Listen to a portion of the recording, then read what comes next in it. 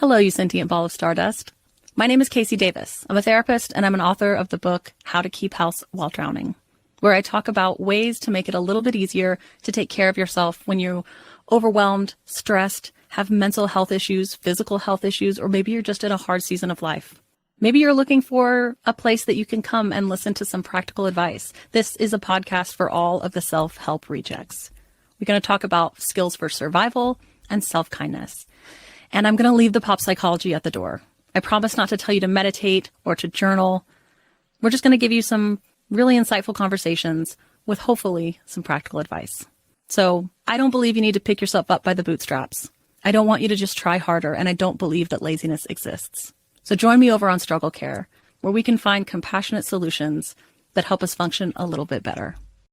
Wake up at Holiday Inn Express to a can't-miss breakfast that's free with every stay. Count on all the hot, fresh coffee you need and an incredible breakfast buffet that has something for everyone, like eggs, cinnamon rolls, and even hot, fresh pancakes with all the toppings you crave. Next time, do yourself a favor and stay at a Holiday Inn Express with a can't-miss breakfast that's free with every stay. So, when you wake up at Holiday Inn Express, you'll wake up happy, a part of IHG Hotels and Resorts. Stoveleg Media, igniting conversation.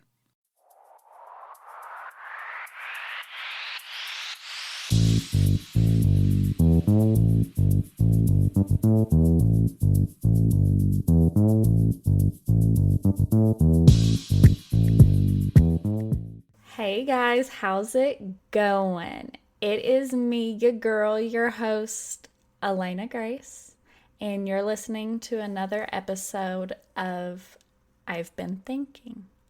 So today, guys, I bring to you a super special guest. Her name is Kasey Carroll. She is just the sweetest ever in our interactions together. She is an Appalachian just like me from Eastern Kentucky also. She is a full-blown Appalachian witch.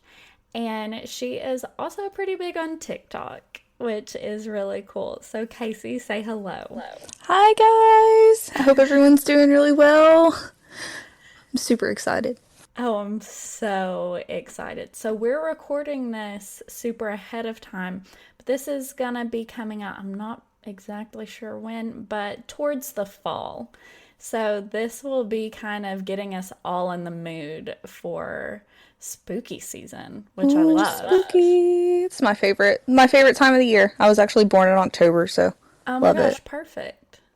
I love that. I think I was just born into weirdness, really. I think so too. October is like a weird time. Yeah, it's like the best time, and I think it's I think I'm kind of partial, as y'all can see. I'm like super big Appalachian advocate, but I think that we have a beautiful place in the fall. It's the best. It is the best. It's so stunning. It is. Oh, I love it. And that's one of the things that I miss the most about living in southeastern Kentucky, because I don't live there right now. Right now I live in northern Kentucky, and the trees just aren't the same here.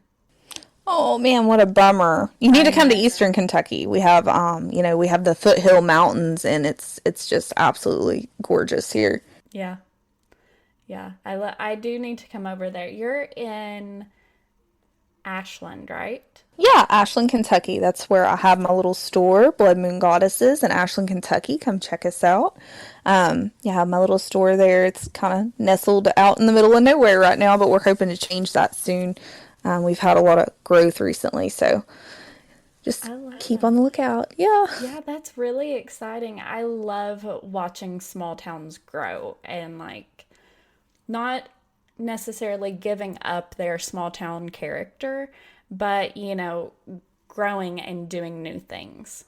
Yes, that's been super exciting to watch, and I like to be really active in my community, which everybody was like, I thought there'd be a lot of backlash, but honestly, like, our community has been pretty open and accepting. Of course, we've had some incidences, but a lot less than you would think, and it's been really cool to get to participate in our community and see it grow. It's been a beautiful experience, and I think that we're just becoming more culturally diverse and more accepting, and and I think historically, honestly, Appalachians have always been that way. We've always, given, the quote, give your shirt off your back, that comes from us, and I think our people are just a really beautiful people and really, really awesome I think so place. too.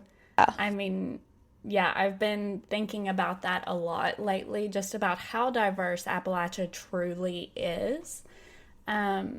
And kind of how it sucks that we're given this stereotype of, not being diverse, of Yes. loving our neighbor, that kind of thing. But Yes. also, it sucks that some people still do live up to that stereotype. Yes, and I think it's a lot less than what, we are stereotyped with having, because, Yes. where I grew up, everybody just do anything for anyone. It doesn't matter who you are, where you're from. If you need help, if you're, stranded on the side of the road, you'll have, at least 10 people. You need help, honey?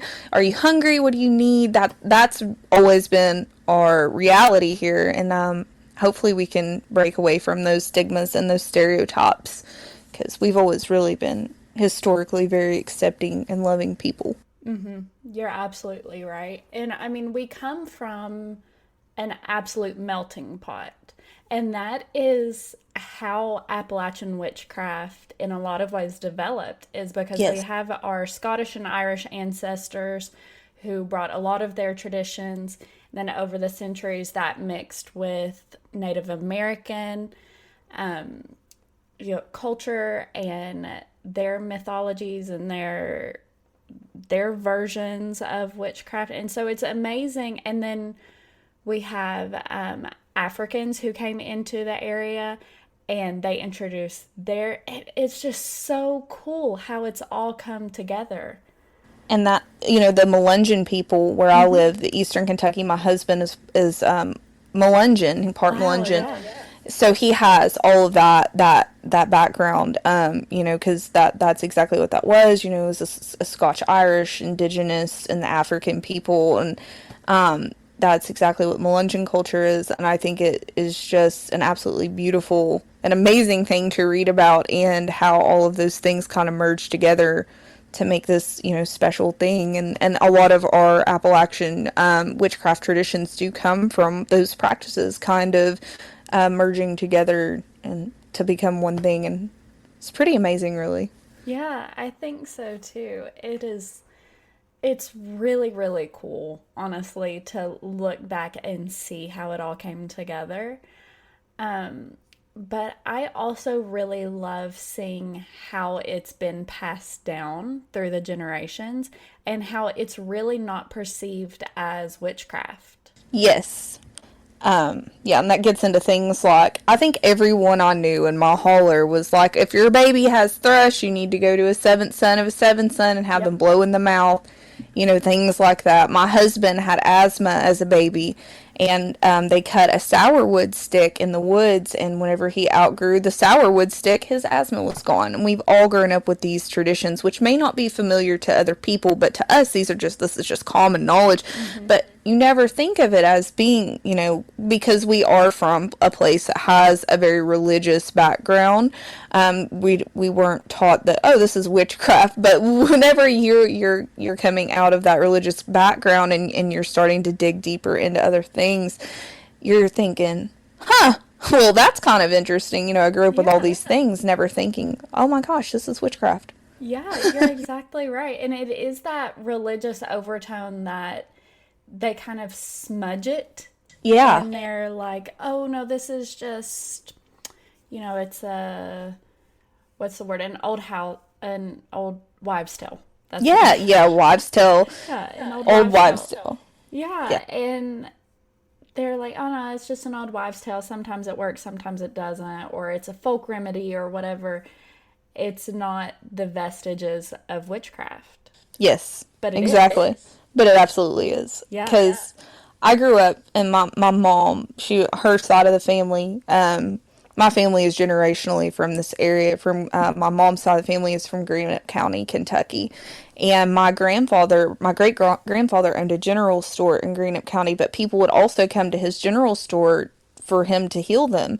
He was a Appalachian healer, and he could use certain Bible verses and Psalms specifically, to stop bleeding and heal people. And that in itself, to me is definitely witchcraft. Yeah. Our people have always kind of used those psalms as spells. Yeah. It's the power of the spoken word. Exactly. It's that intention you're putting into it, and that belief, because at the end of the day, witchcraft is intention, and it's all about the micro and the macro. The macro is the big situation, and the micro is how we're trying to shrink a situation into something smaller and trying to condense that into something that mirrors what's going on in our life and trying to remedy that. And it comes from really pouring that intention. So whenever you reinforce that belief, whether it's God or whatever deity you're working with, it's reinforcing that belief and you're casting a spell. Yeah, you are exactly right. Well, so is that how you got into this? Is your family just had this kind of generational association with it? Honestly, my sister and I, we grew up in a holler in Carter County. Now, my grandparents are from Ashland. My mom's dad, he's from Ashland, like generationally, like 120 years they've lived here. But I grew up in a holler, and my sister and I were just always into spooky things. We always watched spooky stuff. My family always told ghost stories and always talked about healing and stuff like that. And I was kind of raised, Southern Baptist. It's very common in the area. And whenever I broke out and started doing my own thing and trying to undo that religious indoctrination, I started getting into meditation. And this is about 10 years ago. I started getting into meditation and started, experiencing things that I could not explain, and having dreams of me in other lives, basically practicing witchcraft, or what I, Yeah. at the time could only perceive to be that. So I had a deep connection with it, and studying my family's genealogy and our roots, it made a lot of sense to me, and I connected heavily with it. So I want to say, and my just quest for knowledge and wanting to know what is beyond, this life, and just really delving into everything, just putting my hands on absolutely every type of spiritual practice I could, and reading about it and trying to respect and honor the tradition. My sister lives in New Orleans, and I have had the honor and the pleasure of getting to go there since I was 15. So I've been there quite a lot, and I think that had a heavy influence too on me, because I saw some really unexplainable and amazing things, and my sister has always been connected to it. So many, many different reasons. I feel like this is just where I'm supposed to be. No, that's awesome. That's an awesome story of how you got there. And I really respect that you went on a journey of self-discovery kind of, and this is where you realize, like, I need to be here. That's Yeah. really awesome. And like, I have been here before too. Yes. That's Yeah. so cool. Yeah. It feels right, and I definitely want to say I'm like the happiest I've ever been in my life, and I feel so spiritually fulfilled, and it's been a blessing in so many different ways, just getting to share this path with other people. That's really cool. I'm really happy for you. Oh, thank you. You're so welcome. So I'll say I had a very similar upbringing to yours, it sounds like. My parents, their families have lived in Knox County for, 200 years. They, Southern Baptist, all of those things. But my dad is really into genealogy, first of all, but also history and mythology and all of those things. And he raised me to be the same way. And he has a very deep respect for a lot of different spiritualities and spiritualism in general and all of that kind of stuff. And he always taught me, certain words, certain names, be careful with how you speak them because they hold power, that kind of thing. And so I was taught, luckily from a young age, that even that witchcraft, in however you want to think of it, and Christianity or other spiritualities can be practiced together. Yes, absolutely. I'm so grateful that I was raised that way.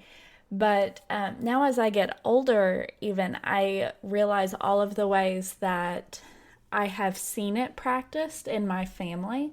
So like my grandmother has very vivid dreams, Yes. like the sight. And my mother does as well.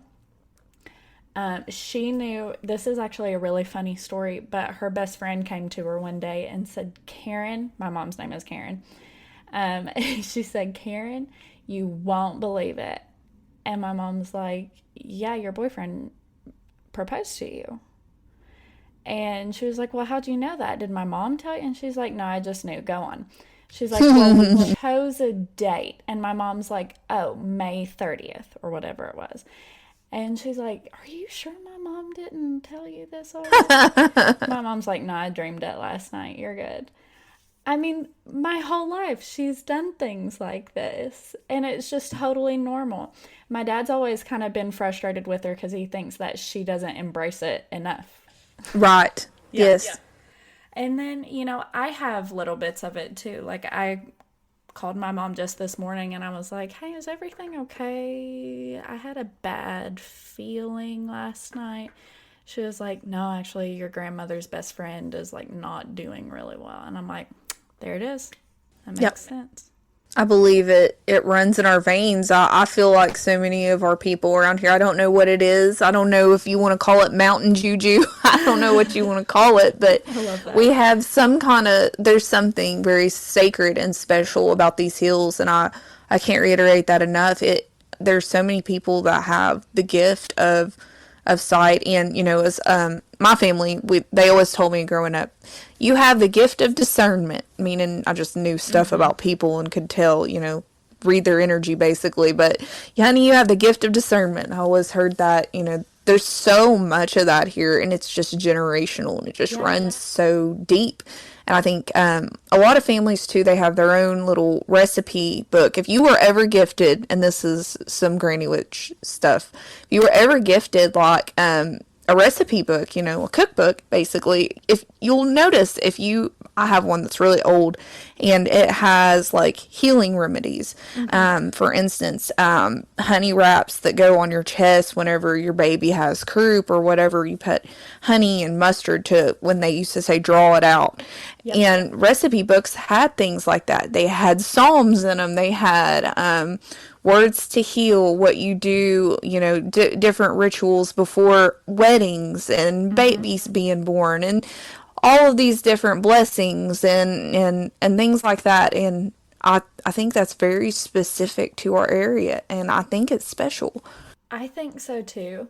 You're absolutely right. It's a really beautiful part of Appalachia, and a really just incredible special thing that's been passed down to us from our ancestors. I mean, generation to generation for hundreds of years. Yes. Incredible stuff. Yes. And I love to see there's finally a resurgence of pride in our area, because when we grew up, I think you're close to my age. I might be just a slight bit older, but I'm not going to tell how old I am because I'm not going to tell myself.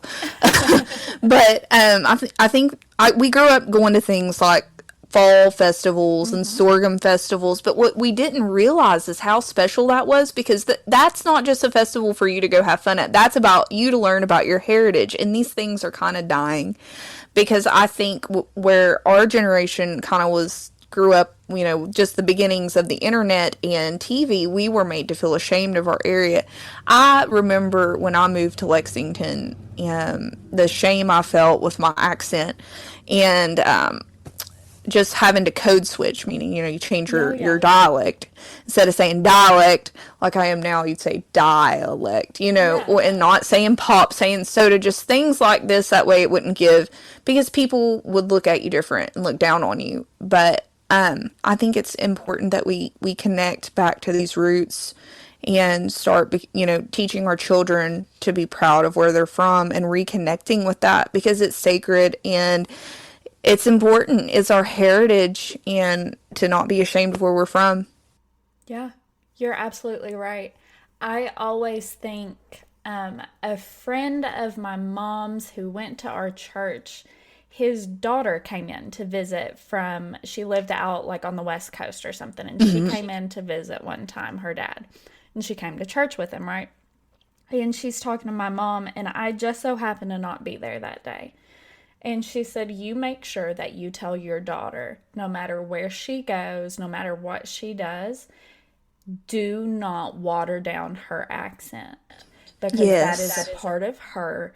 That is a part of her heritage. It's where she's from, and she has to be proud of it. Yes. I mean, lives rent-free in my head. I think about it all the time. So true. And even one of my friends in college, he was from Southern California. He was like, Elena, I wish you wouldn't tone down your accent. And I'm like, George, I promise when I've fresh out of the car from home, it's thicker. When I've been in Lexington for 2 months straight, it's gonna water down a little bit.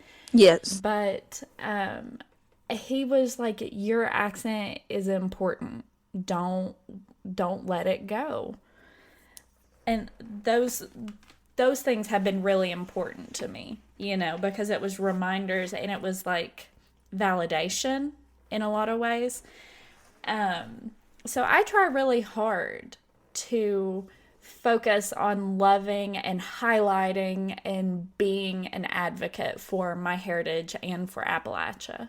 I think that's amazing, and I think that it's important, my son, teaching him that, and, teaching our future generations. That way we're not, they're not growing up like we did with being ashamed of where we're from and being taught that. It's we come from an amazing area with amazing people and amazing traditions, and we have a culture, where so many people are seeking, where am I from? Who am I?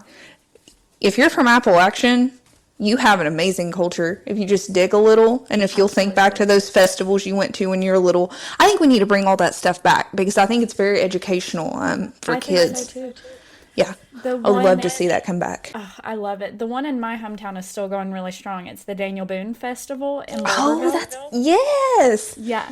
That's exciting. That's awesome. It's so good. And one of my favorite parts was always that the Cherokee tribe, that was it was their land. They set up a treaty with Daniel Boone and the original settlers and blah, blah, blah, blah, blah.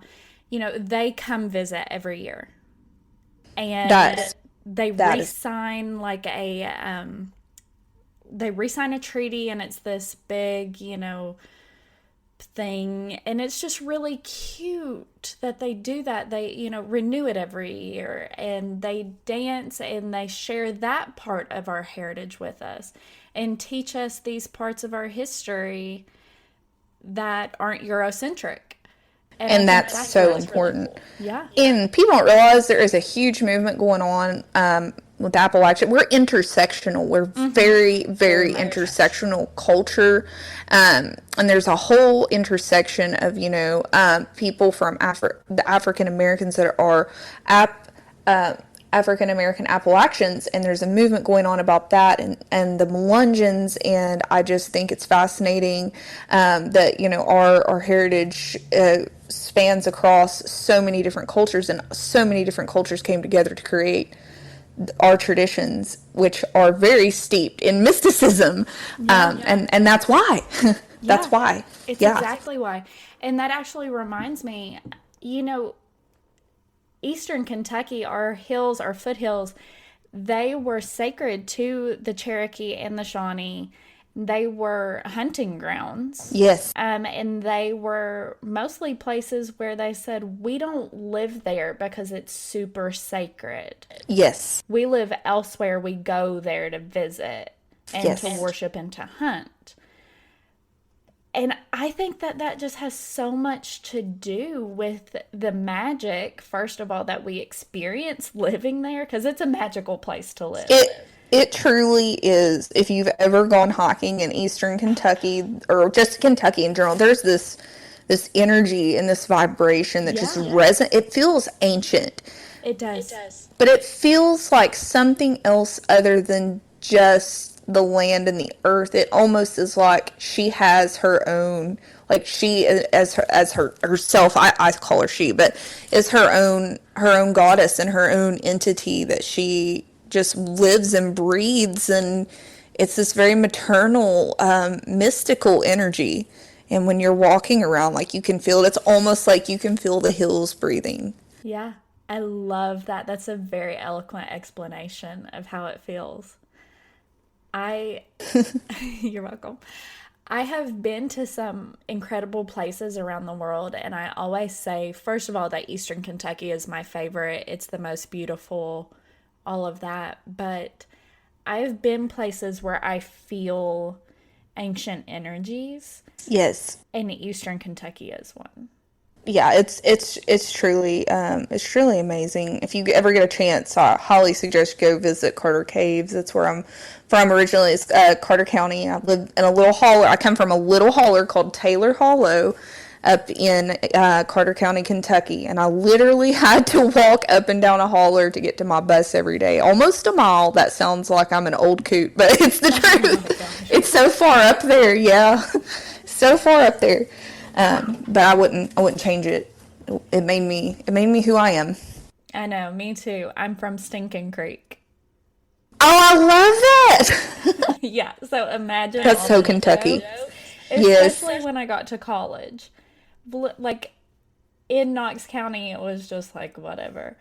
But when I got to college, and now, like, my boyfriend's family, every once in a while, they're like, "Where are you from again? What's it called?" I'm like, "Knox County." They're like, "No." What's it called? Stinking Creek. Stinking Creek. And then I'm like, "It's because of this, this, and this." And they're like, "Nah, it's because it stinks." They're asshole Ohioans. It's fine. Oh no. Well, that we have such a running joke with Ohioans. I have friends, I live in the tri-state, so we're close to Ohio and West Virginia. I always say Kentucky, but damn near West Virginia. Because it's very culturally close, but it's weird because Ohio is not culturally close to us at all. And if you go just like 15 minutes from where I live, just right across the line, the accent's totally different. Everything's totally different. But we give Ohioans a hard time. I have some of my best friends are from Ohio, but I always make fun of them and call them dirty Buckeyes. Hilarious. Oh, goodness. I mean, that's kind of how it goes with me and my boyfriend and then his family, because they're just not country people. Yeah. And so they're like, "Elena, what are you saying?" And then all of their friends go, "Where are you from?" I'm like, "Southeastern Kentucky." And they're like, "Oh." It's like, don't be jealous. Don't be mad. I know. I'll give you some moonshine. I'll share. I'll share. That's the original moon water. You. Yeah, exactly. Yeah. The original what now? I always joke and say moonshine is the original moon water because, there's been this whole big thing, I joke and say the Pinterest witches and their moon water, but the charging. But I'm like, Eastern Kentuckians did it first because they I was like, this is absolute Appalachian alchemy. Because you're taking corn and by the moonlight, it was illegal at that time. And that's the way a lot of these people would make money is a little extra money. Or great-great-grandfather? Great-grandfather? I don't remember right now. Anyway, he was a moonshiner. He was a massive one. Good for him. I know, right? That's the spirit. I know. And my uncle, still my mom's oldest brother, he's like, "I can tell you how to make moonshine, but I'm not going to do it." Right. He remembers he grew up next to the still. It used to be such a crime, and it's funny now because we kind of embrace that part of ourselves. It's sad how, Appalachian people have been treated really bad by our government, have been treated as outsiders and criminals for a very long time. I'm glad there's a resurgence in it of our cultural traditions being respected, but moonshiners, they would get in a lot of trouble, and some of these people literally made it to make medicine, because back then, you live in the holler, you don't have access to medicine. And this all ties into kind of our modern story in a way. We still don't have access to medicine in Eastern Kentucky, because we're still so far below the poverty line. Some of these people don't know how to access these things.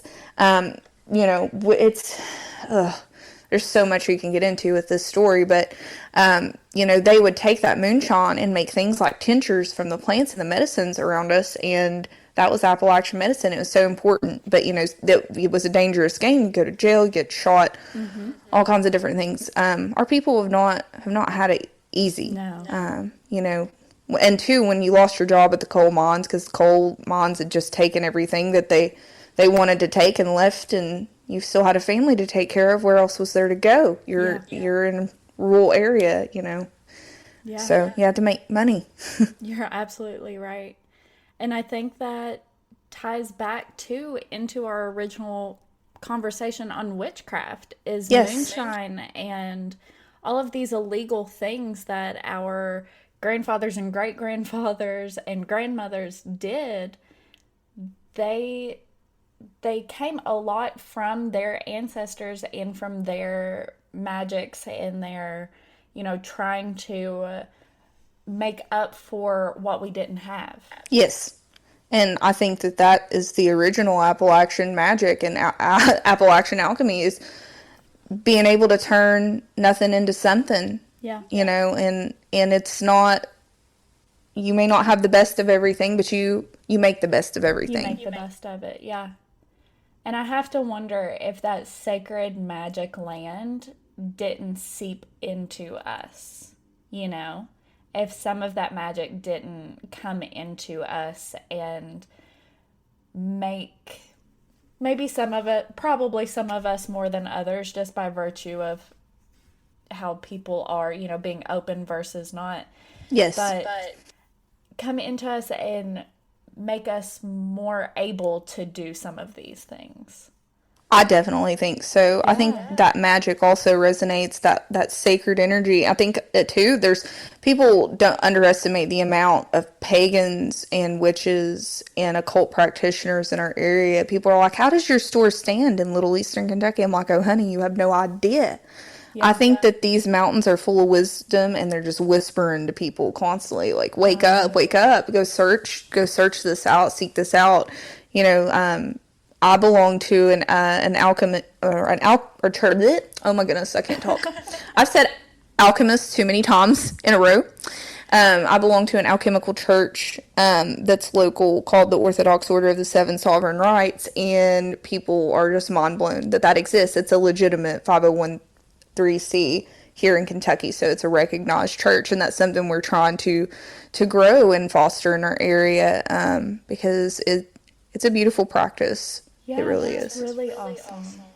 That's really, really incredible. And I've seen some of the videos that you've posted on TikTok of just some of what you show us. And it's really beautiful. And it is, in a way, it's a little bit surprising, because I have that a little bit of, wow, it's a small town, I'm surprised. Right. And I'm like, I'm not surprised because I'm from there. I know. Yeah. I get it. Well, I hid, we hid for a long time. I've been practicing for 10 years, and I've been with my church now for 4. And it's always the debate and going back and forth on hiding and being open and hiding and being open. But in this day and age, I think it's just time. I think it's time for tolerance and acceptance. And I think that by educating people and teaching tolerance about these practices is the only way forward. I think you're absolutely right. I mean, you can only create tolerance by teaching people. Yes. I think a lot of hatred comes from not knowing. Absolutely. There's a better word for it, but I can't think of it right now.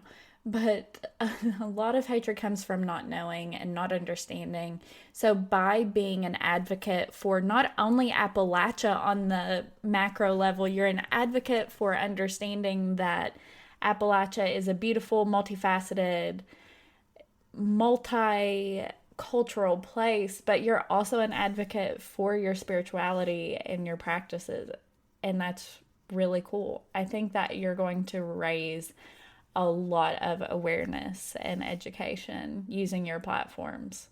Thank you. I deeply appreciate that. I just really love where I live. I'll never give up on this place. It's my home, and I'll get emotional talking about it. I know, me too. It's such a beautiful, I love these people so much. I can't reiterate that enough, and I just want to make it better for my son and future generations. And I think that our people deserve that. I believe that our culture deserves to be respected. I believe that we deserve to have, tolerance and acceptance and appreciation, because we're such a loving people.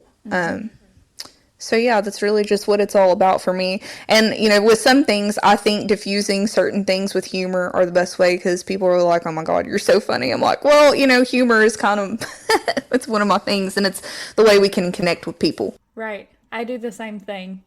I mean, earlier I was making jokes with my mom about somebody being dead, and I was like, this sounds really awful probably to the outside listener, but No, this is how we cope with it. It is. It's normal. I think that comes from, once again, us going through so many hardships in our area, and you have to learn to cope. You get kind of a morbid sense of humor, and once again, a little bit dark. We we have that. We have that side to us, and that's how we've survived.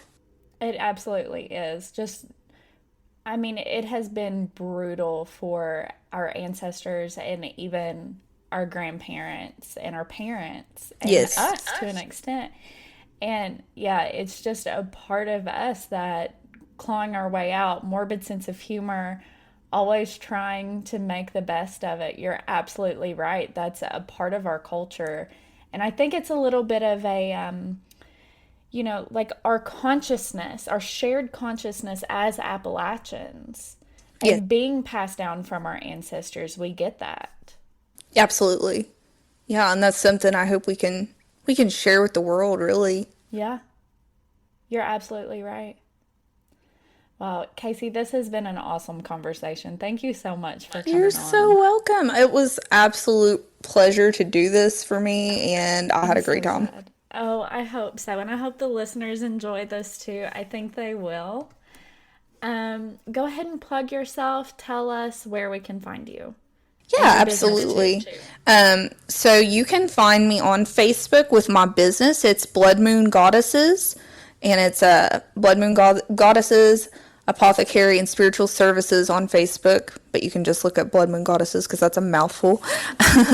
And on TikTok, you can find me at Deviant Dahlia. It's DEVIANT DAHLIA all together. That's my personal, and you can also find my store on TikTok at Blood Moon Goddesses. Awesome. And then I wanted to ask you, I forgot to tell you to prepare this, but do you have any resources that you would want to recommend to the listener? Yes. Okay, perfect. Let's go. Absolutely. I could go on about this all day, but we're not going to. Any book by Silas House, please read it. Please read it. Preach on that. Please read it. Please read Silas House. And a book called Backwoods Witchcraft. It's all about Appalachian craft. I highly recommend that. 10 out of 10. Wonderful book. And just, if you're entering into the practice, this is not Appalachian witchcraft, but just a good building block for the practice, because this is universal, the Kabbalion. Awesome. Okay, I'll get links to all of those and to your TikTok and the store and the Facebook and everything, and I will include those on the Facebook post for today's episode. Sound good? Absolutely. That sounds great. Awesome. All right. Well, and for the listeners, if you're new here, make sure that you follow along wherever you listen. Follow on Instagram at I've Been Thinking Pod. Check out the website, I'veBeenThinkingPod.com, for the blog post on today's episode. And yeah, make sure you're subscribed so you can keep up with anything new. Thank you guys for listening. And again, thank you, Kasey, for coming on. My pleasure. Y'all have a good evening. Y'all have the best evening. I love you guys. Bye. Bye.